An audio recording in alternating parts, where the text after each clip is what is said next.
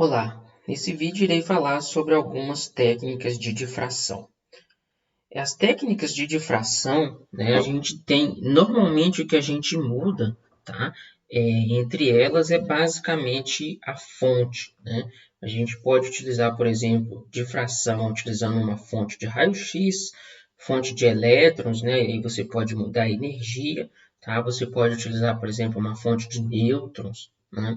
E assim por diante, né? A difração mais básica que talvez a gente conhece, né, é a difração da própria luz, tá? E aí, se você faz um experimento simples, né, que normalmente pode ser feito em salas de aulas, em disciplinas de laboratório de física básica, né? Se você incide, por exemplo, uma luz de um laser, né, em uma rede de difração, tá? Ou seja, você incide a luz, né, sobre uma superfície ordenada, tá? Essa luz ela pode ter o efeito de difração, tá? E aí você vai observar um padrão de difração, tá? E esse padrão de difração ele vai ser uma assinatura, né? Daquela sua rede, da sua amostra, né? Onde você pode tirar a primeira informação, né? Simplesmente observando ali aquele padrão de difração, né? Você pode tirar a simetria, tá? Ou seja, né? Se você tem uma rede, né, retangular, tá? Você vai ter um padrão de difração que vai ter uma simetria, né? A mesma simetria retangular dessa rede, tá? E aí você também consegue determinar a estrutura, né? Então, por exemplo, comprimento, distância entre fendas, por exemplo, né? Um experimento que a gente normalmente faz é usar, por exemplo, o experimento de difração para, por exemplo, determinar a espessura de um fio de cabelo, tá? Isso, né, pode ser facilmente feito, né, utilizando o experimento de difração, né, coisa que às vezes, né, para você medir isso, né, você teria que, por exemplo, ir para um microscópio, né, fazer uma medida utilizando o microscópio, né, e realmente determinar essa espessura, tá? Ou seja, você consegue acessar a partir da difração, tá? Você consegue acessar estruturas, né, que normalmente não são visíveis, né? E você consegue determinar a estrutura desse material, da sua amostra, né, desse objeto, de uma forma sem necessitar, por exemplo, de um microscópio, tá? E aí é só que a gente tem, né, o maior problema, né, é que na difração de luz, a difração ela é limitada, né, ao comprimento de onda da sua fonte, tá? Então, por isso que a gente usa fontes diferentes, né? Para mim ter uma difração utilizando luz, se eu uso uma luz visível, né, de comprimento de onda de 600 nanômetros, ou seja, normalmente uma luz vermelha, tá? Você vai difratar, né, objetos que tenham mais ou menos esse mesmo comprimento também, né? As distâncias lá da sua fenda, vamos supor, teria que estar nessa mesma distância, tá? Ou seja, você não seria capaz, com a luz visível, também observar, né, estruturas menores aí do que centenas de nanômetros, tá? E para fazer isso que a gente usa, então, outras fontes, né? Aqui, de forma geral, a gente vai ver que todas essas técnicas de difração, elas focam, tá, em determinar a estrutura de um objeto, né? E aí a gente vai normalmente falar de estrutura atômica, né? Porque ela tem esse poder, tá? Mas, né, a difração ela pode ser usada em outros cenários, tá? Por exemplo, você pode usar a difração para alinhar um determinado sistema, né? Você pode fazer difração simplesmente para saber se você tem um material que é cristalino ou não, tá? Você pode usar difração para manipular, né, um raio-x, manipular uma onda eletromagnética, tá? Desviá-la, né, ou focá-la numa determinada região, tá? Você pode utilizar, né, a difração para separar, né, uma onda eletromagnética, por exemplo, né, em diferentes energias, tá? E aí você consegue ter uma dispersão também, né? É, dessa luz ou desta onda, tá? E aí você consegue escolher a energia desejada, tá? Então você pode usar isso em outros cenários, tá? Mas de forma geral, né, como técnica, tá? A gente normalmente vai usá-la aí para determinar a estrutura, né? Ou ter uma informação diferente sobre a estrutura de um determinado material. Tá? A difração, o método mais comum, tá, de difração é a difração de raio-x. Tá? Talvez é um dos mais antigos também. Né? Assim, normalmente aqui é no inglês, no português mesmo, tá? DRX, tá? No inglês seria XRD, normalmente encontrado também, tá? A difração de raio-x, né? Então, basicamente, o que você faz? Né? Então, aqui a gente vai usar a nossa fonte, é raio-x, tá? Então, você vai usar um feixe de raio-x, né? Uma onda eletromagnética, tá? Incidir essa fonte, né? Sobre a sua amostra, né? Como o comprimento de onda do raio-x ele é pequeno, tá? Normalmente aí da ordem de 1 até 100 angstroms, né? 10 a menos 10 parte do metro, tá? Quando esse raio-x ele atravessa, né, ou ele colide aí com a sua superfície, tá? A gente sabe, né, que distância entre átomos, tá? Ela também é da ordem de angstrom, né? Se a gente tem uma rede cristalina, normalmente distância interatômica é da ordem de, por exemplo, 2 angstrom, tá? Uma média aí, né? A separação entre dois átomos, tá? Ou seja, né, se eu tenho dois átomos, né, que estão separados, aí, por exemplo, de 2 angstroms, né, e aí eu jogo um raio-x que tem um comprimento de onda desta mesma ordem, o que vai acontecer? Né? Esses dois átomos eles vão funcionar aí, né, a separação entre eles vai funcionar como uma fenda, ou seja, você vai observar uma difração desse raio-x, da mesma forma que a gente observaria aí com uma luz visível, né, se você tivesse, obviamente, uma rede, né, com um espaçamento maior, tá? Então, né, devido a esse espaçamento dos átomos, você vai ter esse espalhamento, né, ou seja, você vai ter uma difração desta onda. E aí, isso que você observa, tá? Você pode transmitir, né, ou você pode refletir esse raio-x, tá? Num anteparo, né? E aí você observa, então, esse padrão de difração, né? E aí a intensidade, tá? Desse padrão de difração, né? A intensidade da onda difratada, tá? Ela vai variar de acordo com o ângulo, né? Então, aqui tem, normalmente, hoje em dia, né, equipamentos de raio-x, tá? De difração de raio-x, são mais compactos, como esse aqui, né? Eles ficam raio-x, possui alta energia, mas eles ficam aqui numa parte selada, tá? Você normalmente coloca a sua amostra aqui, por exemplo, nesse meio, né? Aqui você tem a fonte de raio-x, né? A fonte de raio-x deve estar do lado de cá, tá? Você tem a sua fonte de raio-x, do outro lado você detecta, né? E isso aqui ele pode ir variando o ângulo, tá? E aí você coloca, né? Às vezes você pode deixar fixo aqui, tá? O seu raio-x, ou então você vai mexendo os dois, né? E aí você vai variando o ângulo e vendo quando que você tem um aumento ou uma diminuição da intensidade, né? E normalmente um espectro, né, um gráfico que você observa, tá? É um gráfico como esse, né? De intensidade da onda difratada em função do ângulo, tá? Você pode fazer uma imagem também, depende do seu detector, e você pode, por exemplo, observar imagens como essa, onde esses pontinhos brancos aqui, né, seria o seu padrão de difração, tá? Se eu tenho uma coisa circular como essa, né, eu teria uma simetria também circular, tá? E aí, então, né, a partir dessa análise ou desse padrão ou dessa curva, né, é possível a gente determinar a estrutura cristalina do seu material em escala atômica, né? Então, mesmo sem fazer a imagem, olha só, então, de novo, mesmo sem você usar, né, um microscópio para determinar diretamente a sua estrutura, você pode usar um raio-x, né, e conseguir aqui determinar a sua estrutura cristalina, tá? Se ela não fosse totalmente cristalina, você pode observar qual que é o grau de cristalinidade, né? Aqui, por exemplo, tá? Se eu tenho um cristal, né, você pode separar, definir vetores, né, para definir os planos cristalinos, tá? Essa figura mostra exatamente isso, né, que eu tenho diferentes planos cristalinos, tá? Definidos aí por diferentes vetores, né? E você consegue montar a sua rede, tá?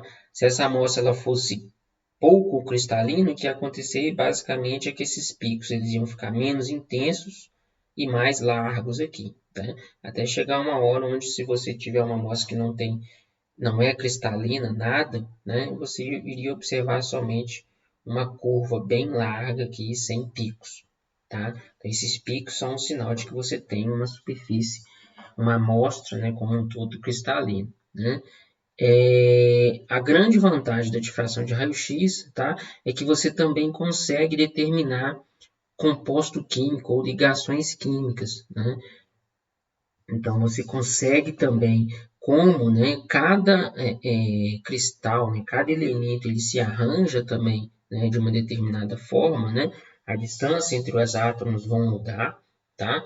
E aí, se você comparar, né, você vai ver que um determinado elemento, esse espectro, ele é típico de um determinado elemento, tá? Elementos diferentes, né, esses picos estariam em posições diferentes aqui também. Tá? Então, você consegue identificar, por exemplo, o composto, né?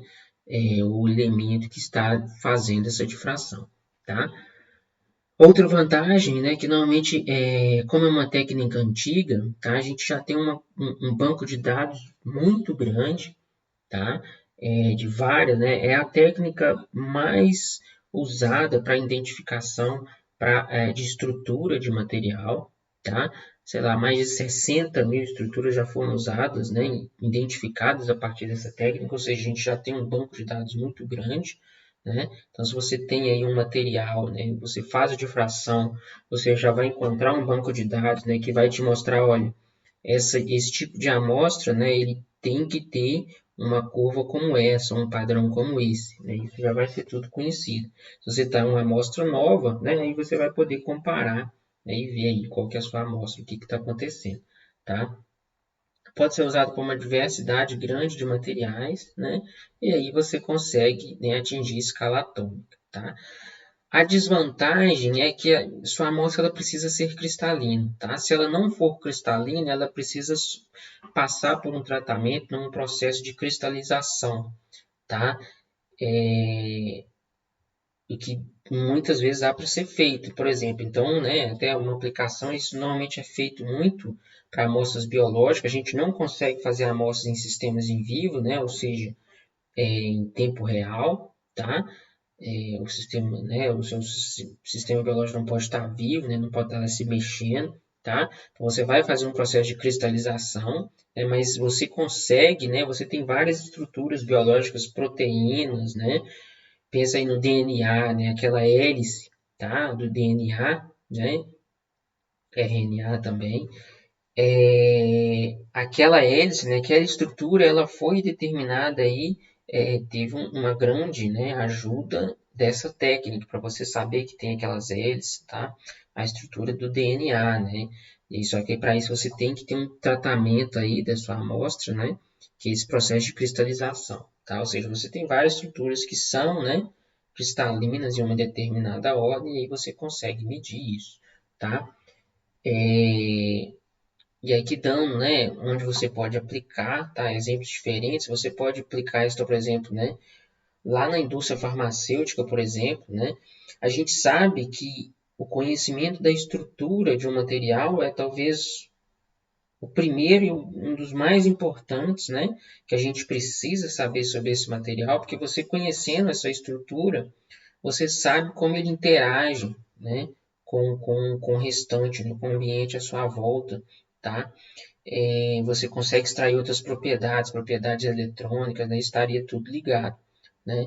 E, por exemplo, se você consegue, por exemplo, né, a partir da estrutura de uma determinada proteína, de uma determinada célula, né, você consegue, por exemplo, projetar um remédio que vai de fato se ligar, né, àquela proteína, né, ou àquela célula, tá? E você pode fazer um remédio a partir daí, né? Então, é, aí a difração de raio-x é muito usada para isso, né? Então, mesmo, né, às vezes sistemas biológicos aí, tá? Isso são usados. Mineralogia, né, para determinar a estrutura aí de um mineral, tá? Que já é normalmente cristalino, né? Isso também vai ser muito usado, tá? Mas, né, ainda tem algumas limitações, tá? Mudando a fonte, né, a gente pode fazer difração agora usando elétrons, né, o raio-x, né, a onda eletromagnética, né, ela é uma luz, né, que não é na região do visível, tá? Já o elétron, né, a gente tem uma vantagem que o elétron ele é facilmente manipulado, tá? né, como uma corrente de elétrons aí, tá? Um feixe de elétrons, tá? E aí a ideia é a mesma, né? Você vai gerar esse feixe de elétrons, tá? A gente normalmente aqui vai trabalhar em alta energia, né? Vai incidir na sua amostra, e aí esse feixe de elétrons ele vai ser refletido ou transmitido, né? Como, de novo, o comprimento de onda desse feixe de elétrons também é pequeno, tá? Em princípio, ele é até menor do que o comprimento de onda do raio-x, tá? Ou seja, né, ele vai acessar estruturas ainda menores, né? Igual aqui, ó, se você tem, né, um feixe de elétrons aí acelerados a 10 kV, tá? Você tem um comprimento de onda da ordem de 12 picômetros, né? 10 a menos 12, tá? Ou seja, menor aí do que o tradicional que você consegue com difração de raio-x, tá? É claro que o raio-x você consegue também, né, aumentar a energia, né? Ou seja, vai aumentar lá, diminuir o comprimento de onda, tá? E aí, né, você incide e vai determinar, na sua superfície, vai determinar o padrão de difração, né? Aqui eu mostro alguns exemplos, né? Essa seria uma imagem, né, da sua superfície, tá? Utilizando um microscópio eletrônico, por exemplo, né? Só que aí você consegue, por exemplo, determinar aí o padrão de difração, tá? E aí, né, aqui você vê, apesar de na sua imagem você não estar vendo um padrão aqui, né, você não vê, por exemplo, uma estrutura, né, quadrada, tá? Porque isso aqui não está em resolução atômica, né? Note que a escala aqui está em 200 nanômetros, né? Ou seja, você não está vendo um átomo aqui, tá? Mas, né, você vê que internamente isso aqui é um cristal, tá? Ou seja, tem uma estrutura aqui quadrada, né? E você consegue, por exemplo, tirar aqui qual que é a distância entre átomos, etc. Né? Ou seja, você também vai continuar determinando a estrutura cristalina, né? A maior vantagem da difração de elétrons é que normalmente a difração de elétrons é acoplada, né, a um microscópio eletrônico de varredura ou um microscópio eletrônico de transmissão, tá? Ou seja, né, igual está nessa imagem, simultaneamente, quando você fizer uma imagem, né, da sua amostra, coisa que você não consegue fazer lá no raio-x, né, você normalmente não faz uma imagem direto dela, né? Mas aqui você faz a imagem e aí você consegue também coletar o padrão de difração, tá? Então você vai ter aí as duas coisas simultâneas, né?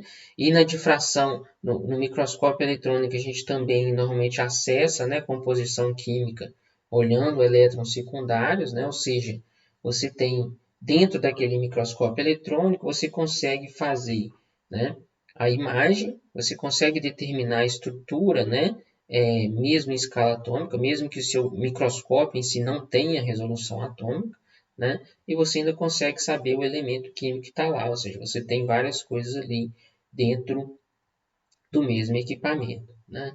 No entanto, né, a desvantagem, né, aqui, na verdade, faltou falar, né, uma outra vantagem da difração de elétrons, tá? É que o elétron você consegue manipular mais facilmente, você consegue deixar ele muito mais focado, né, em uma pequena região, tá? Então, por exemplo, você pode fazer uma imagem como essa aqui, né, e, por exemplo, fazer a difração, tá? Selecionar somente esta área, né, e determinar a difração somente deste ponto ou de um outro ponto, né? Enquanto na difração de raio-x, normalmente você vai iluminar toda a sua amostra, né? Então você vai ter um resultado que seria uma média, né, de sua amostra inteira, tá? Claro, você consegue focar o raio-x, mas é até mais difícil. Normalmente, para você ter um raio-x, né, muito fino, muito focado, você vai precisar de ter um laboratório de luz síncrono, tá? Que eu vou comentar em outro vídeo. Aí você consegue realmente ter um raio-x bem mais focado e mais controlado, né? Mas um laboratório de luz síncrona é muito caro, né? É um empreendimento aí grande, né? Enquanto aqui, né, dentro do seu microscópio eletrônico, tá? Você consegue fazer isso muito mais facilmente, tá? Então essa é uma outra vantagem, né? A desvantagem é que determinar realmente a estrutura, tá? Utilizando difração de elétrons, ela é mais difícil, né, do que utilizando difração de raio-x, tá? Porque você tem problemas aí de espalhamento, né, ou seja, a matemática, tá?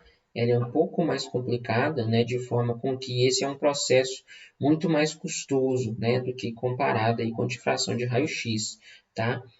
E aí, no geral, o que o pessoal faz, né, é tentar olhar a simetria, igual que às vezes você não vai precisar, você não chega a tentar determinar realmente, né, distância entre átomos, tá?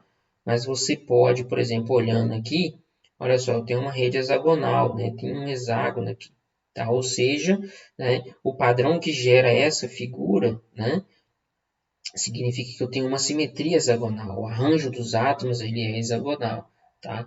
E aí disso você consegue saber a simetria e consegue saber de novo, né, se você tem uma estrutura cristalina ou não, que em muitos dos casos já é mais que suficiente, tá?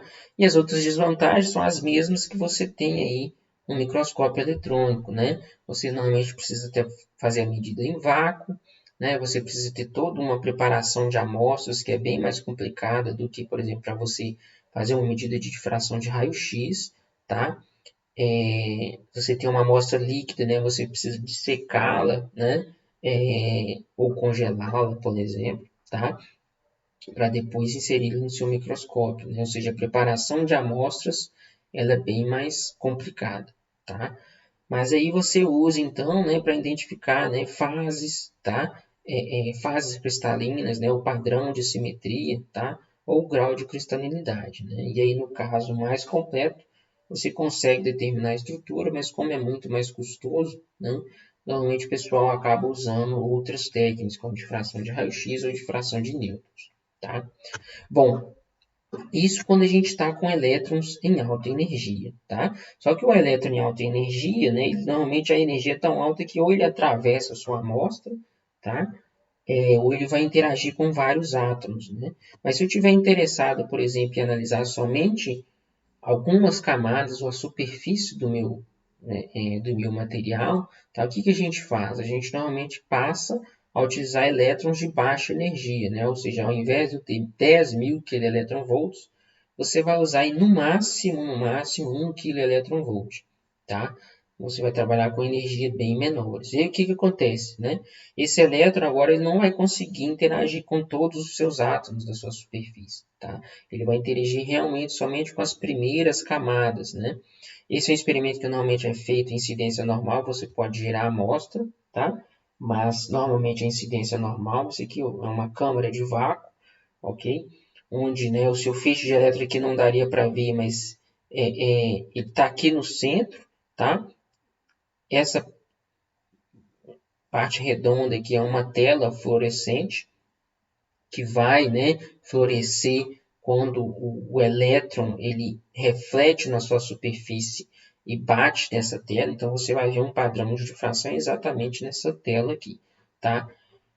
E aí, então, você detecta essa refração. Então, aqui, tá? Essa é uma técnica que normalmente esse elétron ele é retro, que a gente chama de retroespalhado ou refletido, tá? Eu estou fazendo incidência normal, né? Então, o meu elétron ele bate na superfície e volta, tá? Ele é retroespalhado, que a gente chama, né? E aí, aqui, né, seria então um padrão de difração, né, com elétrons em baixa energia, tá? Então, você vai ver também, né, uma série de pontos, né, de picos de intensidade, tá? Seu canhão de elétron ele está aqui, né? Ou seja, ele está jogando luz somente neste ponto, tá? Só que na hora que a superfície refrata, né, difrata, né, esse feixe de elétrons, você vai ter esse padrão, né, que mostra aí um caráter cristalino, tá? Aqui de novo você tem, né? Você de cara consegue ver, opa, eu tenho uma simetria quadrada, então a rede cristalina desta superfície também vai ser quadrada, tá? Só que aí, de novo, né, como é baixa energia, tá? Você vai ser sensível somente realmente às primeiras camadas atômicas, né? E aí, qual que é o interesse disso, né? Qual que é a vantagem, né? Você vai ser muito mais sensível à superfície, tá? E normalmente no máximo, tá? 10 camadas atômicas, né? E aí, se você quiser trabalhar, né, com filmes finos, né, ultra finos, tá? Ou estudar a superfície de um material, que é onde normalmente vai acontecer o contato realmente, tá? Principalmente em nanoestruturas, né? Isso vai ser importante, tá? Essa é uma técnica muito interessante, tá? Que você vai ter realmente uma informação da superfície, né? Se você estivesse utilizando um elétron de alta energia aqui, tá? Esse elétron, né? Ele aprofundaria muito mais na sua superfície, então você não veria somente 10 camadas, né? Você veria, por exemplo, centenas de camadas aqui, tá? Ou seja, você perde a informação dessa superfície, né? A desvantagem é que você vai precisar de ter ultra alto vácuo, né? Como aí algumas técnicas de microscopia, que já foi mencionado em outro vídeo, tá? E ultra alto vácuo, né, já não é um ambiente tão trivial, tão fácil de ser obtido, né? Uma coisa mais cara, né? Você consegue determinar a estrutura completamente, tá? Mas como eu disse, né, difração de elétrons, né? Determinar essa estrutura não é um processo simples, tá? Mas aí nesse caso, como a gente normalmente não tem outra técnica, né? Isso é feito, tá? Então você determina essa estrutura, mas é um processo aí mais trabalhoso, tá? E aí você vai trabalhar isso normalmente com estudo de nanoestruturas ou filmes, né? Películas muito finas, né? Só que aí por fim, você pode também utilizar um elétron de alta energia, tá? Para estudar a superfície. Só que nesse caso, como que você tem que fazer? Ao invés de você fazer incidência normal, né, que seria pegar um feixe de elétrons e incidir aqui na sua superfície, tá? Você pode fazer incidência rasante, né? Aqui, rasante realmente é baixo ângulo, tá? Ou seja, normalmente esse feixe de elétrons aqui ele fica aqui quase que sempre tocando a sua superfície, tá? Vamos dizer aí, normalmente no máximo 3 graus, né? E o que que acontece, né? Apesar de você ter alta energia, né? Esse feixe ele também vai interagir somente com as primeiras camadas atômicas aqui, tá? Ou seja, ele continua sendo sensível à superfície, né? Como você tem um elétron, né? Você vai ter um comprimento de onda baixo, então ele também sofre difração, tá? Só que o padrão de difração ele muda, né? Nota aqui, né? Aqui a gente tem um padrão de difração como esse. Nessa técnica a gente normalmente vai observar linhas, você pode observar pontos também, tá? Mas você tem um padrão de difração aqui como esse, né? E aí você pode usar isso também, então, para determinar a estrutura de superfície, né? A vantagem, né, uma das vantagens ainda é a mesma, você vai determinar a estrutura de superfície, tá? Só que uma outra vantagem é que como você não está fazendo incidência normal, né, ou seja, você está fazendo incidência rasante, tá? Você pode usar isso dentro da câmara, né, por exemplo, acompanhar o crescimento de um cristal, de um filme, tá? Né? Se a gente usa, por exemplo, as técnicas, né? Lembra aí, né, sobre síntese, tá? Que eu falava em outro vídeo, eu posso fazer uma evaporação térmica aqui, então eu coloco aqui o meu evaporador, tá? Em incidência normal, né? Vai estar aqui em cima, por exemplo, né? Aí ele vai evaporando aqui, né? Como esse cara é extremamente sensível à superfície, tá? À medida que eu vou depositando átomos, o que que vai acontecendo? Meu padrão de difração muda, né? E aí, à medida, né? Isso aqui é exatamente está mostrando isso, tá? À medida que você vai, né, mudando, tá? Vai colocando aqui átomos, tá? Você vai mudando o seu padrão de difração, ou seja, você consegue realmente ter uma medida aí desse crescimento, né? Você consegue saber, por exemplo, quantas camadas, né, atômicas você tem, você está crescendo, né? Se você está mudando a estrutura, né, ou não, tá? Então ela tem essa vantagem, né? As desvantagens vão ser a mesma das outras, né? Você vai precisar de um ambiente de ultra alto vácuo, né? A determinação da estrutura não é fácil, tá? E são técnicas, né? Como o LEED, tá? De fração de energia, de elétrons de baixa energia, né? São técnicas onde a amostra precisa ter um grau de cristalidade muito alta, tá? Ao contrário, por exemplo, da difração de elétrons normal, né? Onde você consegue, às vezes, selecionar, difração de raio-x, né? Como você faz uma média, tá? Você consegue ter, né, um grau de cristalidade um pouco menor, tá? Aqui, né, você vai precisar ter um ordenamento da sua superfície muito alto, tá? E aí a última, né, é a difração que a gente chama de difração de fotoelétrons, que eu irei falar, tá? Aqui de novo tem uma representação, né, uma câmara de vácuo, tá? São técnicas que também precisam ser feitas em ultra alto vácuo, tá? Aqui é difícil, né, mas normalmente você vai ter Aqui você tem a sua fonte de raio-x e aqui você tem um detector de elétrons, tá? O que essa técnica consiste, né? Fotoelétrons, tá? São elétrons excitados a partir de efeito fotoelétrico, tá? E o que é o efeito fotoelétrico, né? O efeito fotoelétrico é quando você incide luz, por exemplo, num metal, numa amostra, tá? E essa luz ela vai provocar a excitação e emissão de elétrons, tá? E esses elétrons a gente chama de fotoelétrons, tá? Então, por isso a difração de fotoelétrico, tá? Então, a nossa luz a gente normalmente vai usar raio-x, tá? E aí você pode trabalhar com diferentes faixas de energia, tá? Você pode utilizar, por exemplo, até mesmo luz ultravioleta, ok? Para fazer isso também. Você vai usar um feixe de raio-x, tá? Com energia aí, né? Não é energia tão alta, igual a difração de raio-x padrão, tá? Esse aqui é uma energia relativamente baixa, né?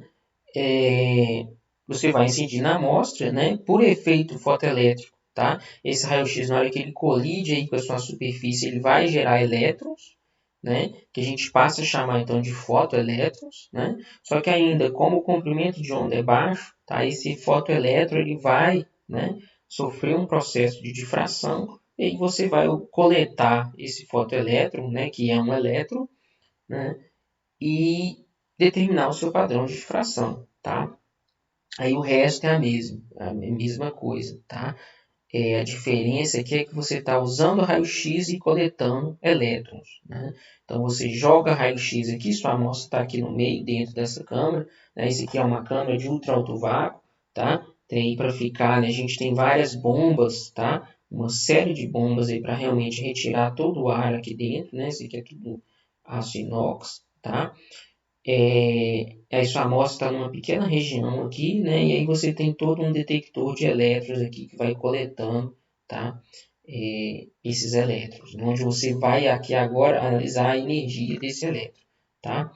Ao final você consegue, por exemplo, detectar padrões aqui como esses, tá? Esses padrões são sempre reconstruídos, ok? Porque na verdade a gente coleta intensidade em função do ângulo, tá? Então você vai pegar, você, por exemplo, coloca seu detector numa certa região, né? E aí detecta quantos elétrons está chegando nesse ponto, tá? E aí você pode ou girar a amostra, né? Ou girar também o seu detector, tá? E aí ver quantos elétrons chegam em um determinado ângulo diferente, né? E aí se você faz isso para vários ângulos, tá? Isso para uma energia fixa, você tem aí, por exemplo, um padrão de difração como esse, tá? Você também pode fazer mudanças em função da energia, tá? Então, por exemplo, se você muda a energia, tá? Você vai ter um padrão de difração que vai ser diferente, tá? E aí, né, devido ao efeito fotoelétrico, o efeito fotoelétrico vai ocorrer por causa de uma transição eletrônica, tá? Você consegue, né, e como a gente sabe, né, que os níveis eletrônicos, a diferença de energia, né, de distância entre cada nível, né, essa energia é muito bem determinada para cada elemento, tá? Essa é uma técnica que tem uma grande vantagem, que ela é também muito sensível ao elemento químico, ou seja, você consegue saber exatamente, né, de onde aquele elétron está vindo, de que átomo ele está vindo, tá? De que elemento químico ele está vindo, né? Então você consegue falar, opa, esse elétron aqui, e você consegue separar, né? Esse elétron ele está vindo somente de átomos de carbono, né? Ah, não, esse elétron ele está vindo somente de átomos de ferro, ou de algum outro material, tá? Então ela vai ser uma técnica sensível ao elemento químico, coisa que as outras técnicas não são diretamente, né? Eu até falei que de fração de raio-x você consegue determinar, né, composição, tá? Mas isso vem, né, por causa da estrutura, né? E aí não é um processo tão fácil de achar realmente composição lá, né? Mas aqui você determina diretamente, tá? A partir do conhecimento desse efeito fotoelétrico, um efeito físico aí, quântico, ok? Bom, essa é uma técnica, quando você está usando baixa energia, né, ela vai ser uma técnica também normalmente sensível à superfície, tá? Ela tem uma vantagem que você pode ser usada em estruturas com menor grau de ordenamento, tá? Então, se você tem nanoestruturas, né, você pode focar naquela nanoestrutura, tá? E tentar fazer, né, um estudo somente ali daquela estrutura, tá? E ela aí a maior vantagem é que ela é sensível ao elemento químico, né? As desvantagens também serão parecidas, né? Você vai ter necessário um ambiente de ultra alto vácuo, tá? E determinar, né, converter esse padrão aqui para realmente saber qual que é a estrutura, no sentido de saber distância entre átomos, né? Não é um processo tão fácil, é um processo bem difícil, tá? De ser feito, né? Você precisa fazer simulações, né? Um tratamento matemático, tratamento de dados grande, como é a difração de elétrons de baixa energia também, tá? Mas aí, né, você consegue, aí, além, né, de determinar estruturas de filme, você vai conseguir determinar mais facilmente estruturas de nanoestruturas. Tá? Essas são as técnicas de difração que você faz. Existem outras, tá? Por exemplo, difração de nêutrons, né?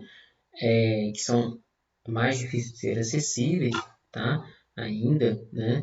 Mas existem outras formas aí de você utilizar a difração, tá? Cito somente algumas. Então é isso, abraços e até a próxima.